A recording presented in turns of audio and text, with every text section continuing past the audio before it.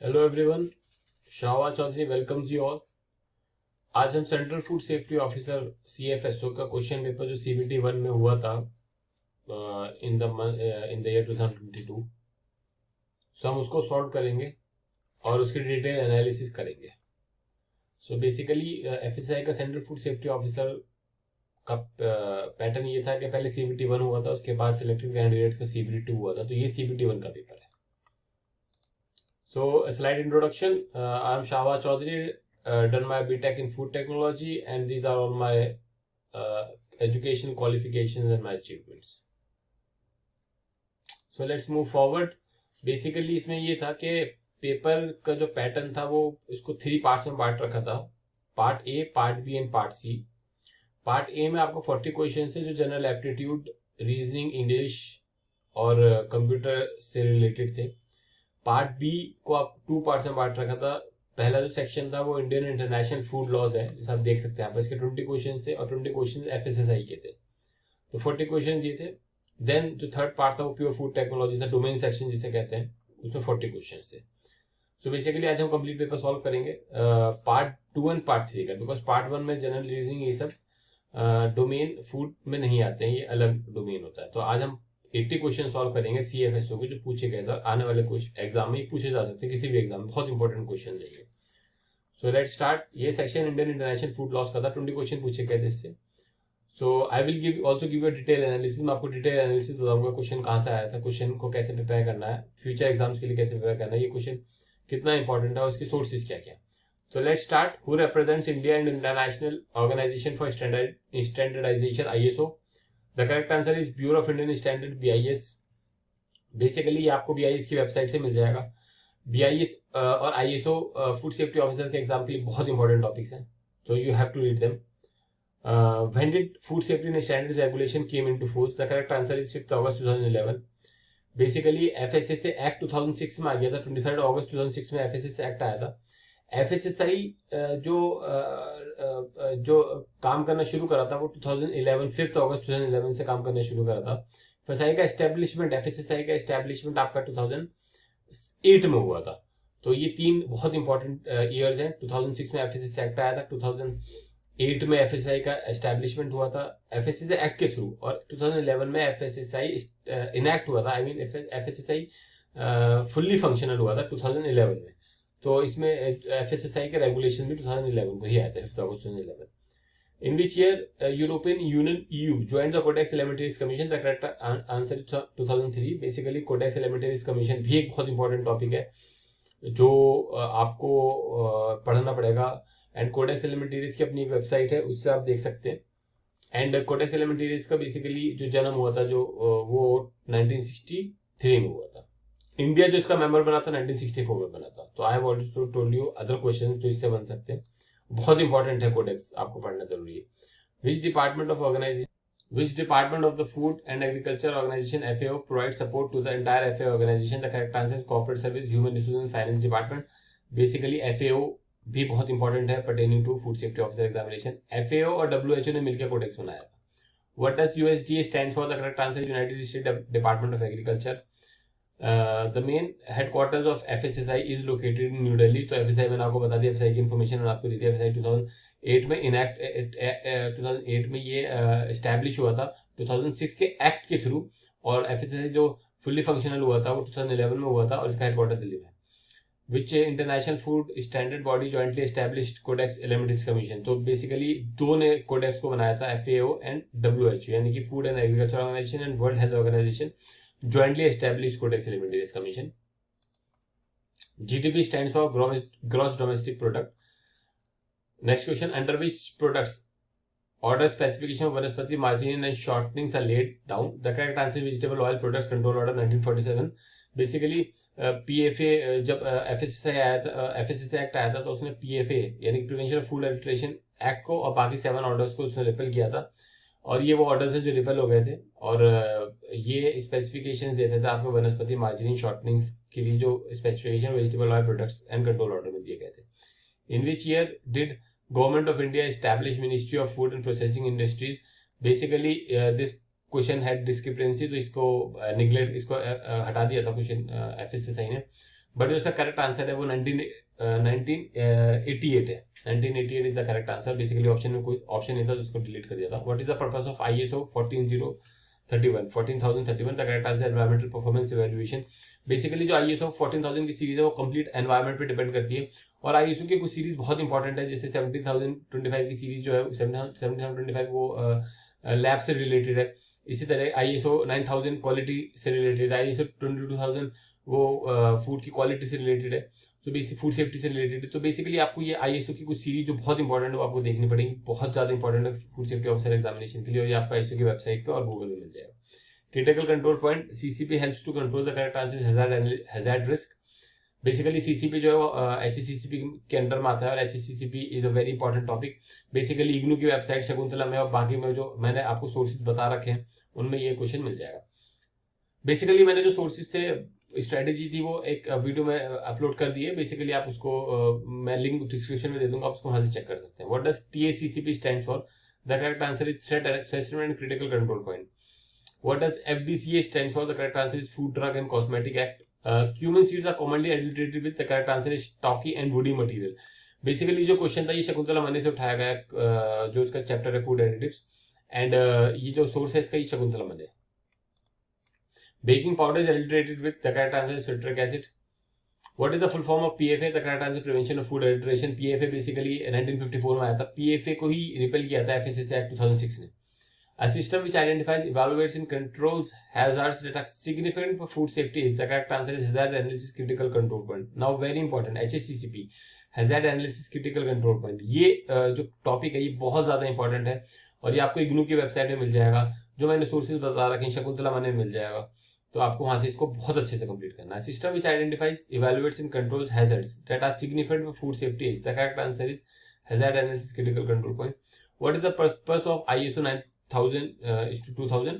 Basically ISO 9000 किस लिए करता है? तो क्वालिटी मैनेजमेंट सिस्टम्स के फंडामेंटल और वोकैबुलरी पे काम करता है। Quality management system ISO 9000 complete जो ISO 9000 है क्वालिटी मैनेजमेंट QMS पे डिपेंड करता है, बट जो ISO 9000:2000 की सीरीज है इस पे सिर्फ फंडामेंटल और वोकैबुलरी पे डिपेंड करती है। तो ISO के कुछ सीरीज बहुत इंपॉर्टेंट है, आप यहाँ पे देख सकते हो कि बहुत क्वेश्चन ISO के सीरीज से पिक हो रहे हैं। International Organization for Standardization ISO has how many membership categories? The correct answer is 3। ISO भी अपने आप में एक बहुत इंपॉर्टेंट टॉपिक है, तो ये भी आपको गूगल की वेबसाइट, इसकी अपनी खुद की वेबसाइट है, वहां से आप देख सकते हो। ISO विकिपीडिया से आप पढ़ सकते हैं।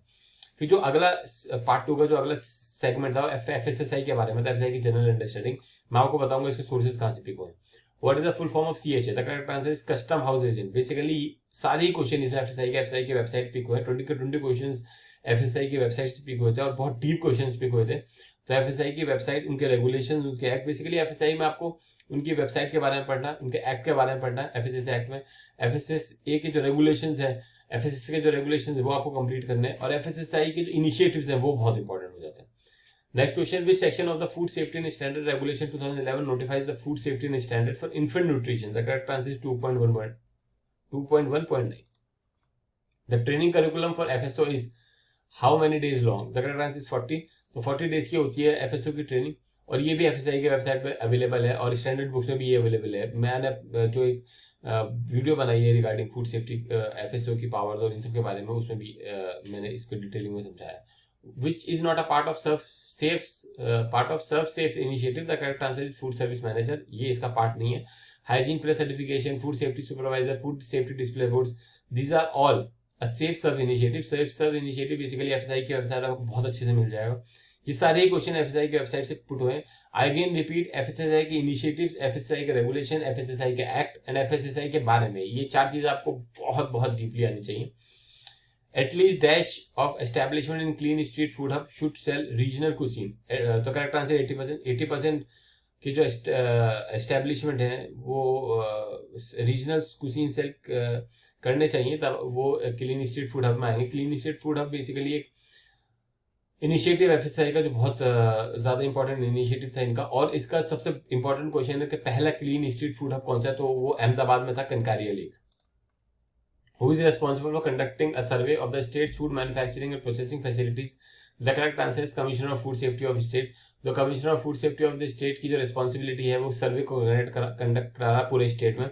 फूड एनालिस्ट की बेसिकली जो रिस्पॉन्सिबिलिटी होती है वो ये होता है कि फूड एनालिस्ट फूड टेस्टिंग करता है। फूड सेफ्टी ऑफिसर की जो रिस्पॉन्सिबिलिटी है वो inspection rates and testing inspection rates and basically जो फूड मैन्युफैक्चरिंग यूनिट्स हैं उनको ये बेसिकली इनका इंस्पेक्ट करता है. What is the normal cutoff for BMI for Asian Indian? The correct answer is 18.5 से 22.9.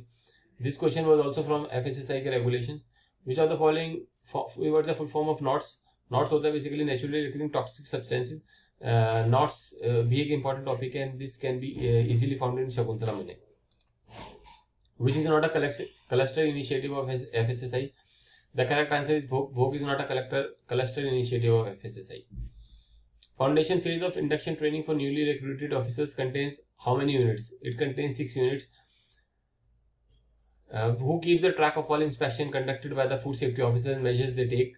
The correct answer is designated officer. Designated officers की जो एक responsibility और duty होती है कि वो जो भी food safety officer कर रहा है, जो उसके domain में आता है, jurisdiction में आता है, उसकी tracking करते हैं कि कितनी inspection हुए, कितने raids डले हैं और कितने मटेरियल सीज हुए. तो ये सारा डेजिग्नेटेड ऑफिसर करता है. डेजिग्नेटेड ऑफिसर की एक बहुत बड़ी रेस्पॉन्सिबिलिटी एक और है कि वो आपका लाइसेंसिंग अथॉरिटी डेजिग्नेटेड ऑफिसर कहते हैं. Commissioner of food safety basically food recall procedures में काम करता है. फूड सेफ्टी ऑफिसर मैंने बता दिया for the inspection, for the seizure of material, for the rates, ये यहाँ काम आता है.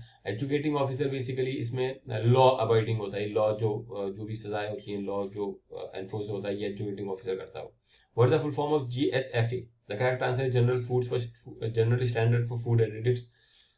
Is the correct answer for GSFA. बहुत important है ये full form इसकी. The Prevention of Food Adulteration Act was made in I already told you 1954 में PFA आया था. PFA ने FSSAI Act ने PFA को रेफर किया है. FSSAI Act basically 2006 में आया था और इसने PFA 1952 को रेफर किया था. Which of the food have been recognized in India suitable vehicles for food fortification? The correct answer is salt, wheat, rice, milk and oil. ये क्वेश्चन भी FSSAI की इनिशिएटिव से पूछा गया. FSSAI की वेबसाइट पे अवेलेबल है. What is the full form of EGMARK? The correct answer is agriculture mark. What is the full form of EGMARK? The correct answer is agriculture mark. One excellent source of omega-3 fatty acids is the correct answer is omega-3. Basically जो omega-3 fatty acids होते हैं वो जो उसका source है बहुत अच्छा flaxseed है. omega-3 इन सब के बारे में आपको शकुंतला मनी की बुक से बहुत अच्छे से इन्फॉर्मेशन मिल जाएगी. One example of non-perishable food, the correct answer is dried beans. Food को थ्री कैटेगरीज में बांटा जाता है: perishable, non perishable, semi perishable. इनके अलग अलग एग्जांपल्स हैं. शकुंतला मनी में बहुत चीज दे रखा है, इग्नू की वेबसाइट पे दे रखा है, तो you can check from that. The international standards for laboratory accreditation is the correct answer is ISO 17025. Basically ISO 17025 जो है वो international standard for laboratory accreditation में ISO की जो सीरीज हैं, कुछ मैंने आपको बताई, 17,000 सीरीज, 14,000, 9,000, 22,000, ये बहुत ज्यादा इंपॉर्टेंट है pertaining to food safety officer examination. How long is the import licence valid? The correct answer is 1 to 5 years. Basically this question is very easily find from FSSAI website. FSSAI के जो import division है उसमें जो information दी है उसमें उससे question pick हुआ था. And the correct answer is 1 to 5 years. Deficiency of which vitamin causes neural tube defect? The correct answer is folic acid. Folic acid basically vitamin है जो neural tube defect कॉज करता है. ये question आपको Shakuntala money से मिल जाएगा. ये क्वेश्चन आपको बी श्री लक्ष्मी बुक आती है, बहुत फूड की, बहुत अच्छी है, उससे आपको ये क्वेश्चन मिल जाएगा. So basically now the domain section had 40 questions. I already told you कि इसमें 120 क्वेश्चन आए थे, जिसमें से 40 question were from the non technology background and 40 questions were from FSSAI misunderstanding and FSSAI acts and all the laws and regulation, and the 40 questions were domain section, means from food technology, food science, food safety. So let's solve these 40 questions now.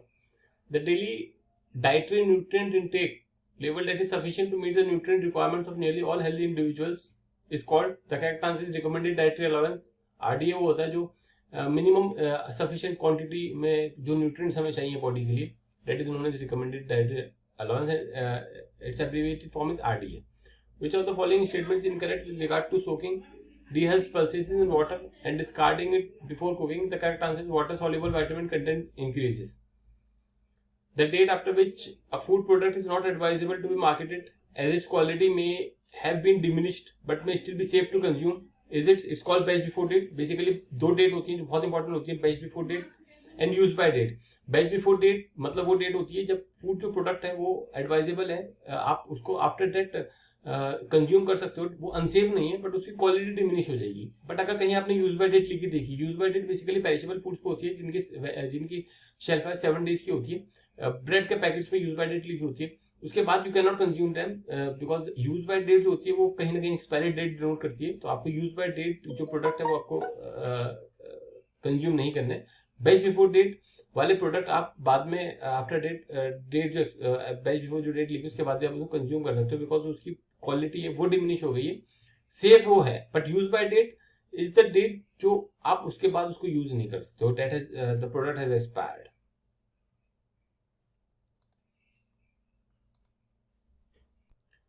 Polycyclic aromatic hydrocarbons are formed during cooking from all the following except the correct answer is Maillard Browning. Basically Maillard Browning से आपका pH यानी कि polycyclic aromatic hydrocarbons नहीं release होते हैं। Maillard Browning तो basically sugars के अंदर जो रिएक्शन होता है उसको डिनोट करता है। बाकी जो इन तीनों के जो बाकी जो ऑप्शन है उन सबसे पॉलीसाइक्लिक एरोमेटिक हाइड्रोकार्बन्स रिलीज होते हैं जो कि डेंजरस होते हैं हेल्थ के लिए। How many kilocalorie per gram do organic acids present in fruits and vegetables provide? The correct answer is 3. Basically kilocalorie per gram जो एनर्जी वैल्यूज हैं फैट्स की, कार्बोहाइड्रेट्स की, प्रोटीन्स की, वो सब आपको आने चाहिए, याद होनी चाहिए। ये बेसिकली आपको FSSAI की वेबसाइट, उनके रेगुलेशन बहुत अच्छे मिल जाती हैं। ये आपको शकुंतला मने की बुक बहुत अच्छे से मिल जाती हैं और ये आपको गूगल विकीपीडिया पे भी आपको अवेलेबल हो जाएंगी। As per the regulations, the limits for the presence of impurities of animal origin in pulses shall not exceed. The correct answer is 0.01%. Basically ये क्वेश्चन में रेगुलेशन से पिक हुआ है, रेगुलेशन FSSAI की वेबसाइट से। Maintaining the temperature of food in the range 0 to 8 degrees Celsius is called chilling. Basically chilling, freezing, deep freezing, frozen food, इन सबकी अलग अलग टेम्परेचर रेंज है। You have to know all the temperature ranges.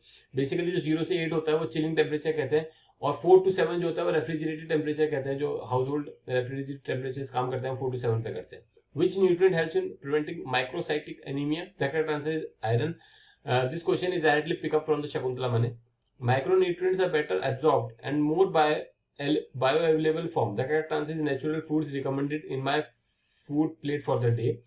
सो ये जो है my food plate for the day FSSAI की initiative है था और ये FSSAI की इनिशिएटिव से क्वेश्चन पिक हुआ है। The fourth step in the HACCP plan is to, the correct answer is construct process flow diagram. Basically HACCP के जो फोर्थ स्टेप है उसमें आपका कंस्ट्रक्ट प्रोसेस फ्लो डायग्राम के बारे में बताया गया है। HACCP बहुत इंपॉर्टेंट टॉपिक है, इसके 7 प्रिंसिपल्स आपको आने चाहिए और जो इसके बारे में इंफॉर्मेशन है वो आपको शकुंतला मने इग्नू की वेबसाइट एंड गूगल विकिपीडिया में मिल जाएगी। Emerging methods of food preservative include except, the correct answer is irradiation. इसमें जो है emerging methods of food preservation है, बाकी सारे इरिडेशन इमर्जिंग मेथड नहीं है। इरिडेशन बहुत डेट बैक ये 1850 के अराउंड करता है। So high pressure processing HPP, pulse electric field PF and ultrasonic food processing UFP, ये सारे बहुत ज्यादा इमर्जिंग मेथड्स हैं। Which one of the following food colors is not permitted to be used in the food? The correct answer is malachite green.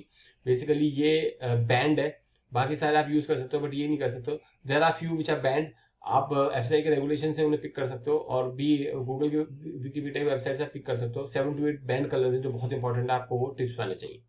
Which one हो गया? The laboratory which develops methods of testing, provide validation and technical support and evaluates performance is designated as. The correct answer is reference food laboratory. Food laboratory बहुत तरह की होती है, notified, reference, national and all these, तो ये सब आपको FSSAI की वेबसाइट से मिल जाएगा।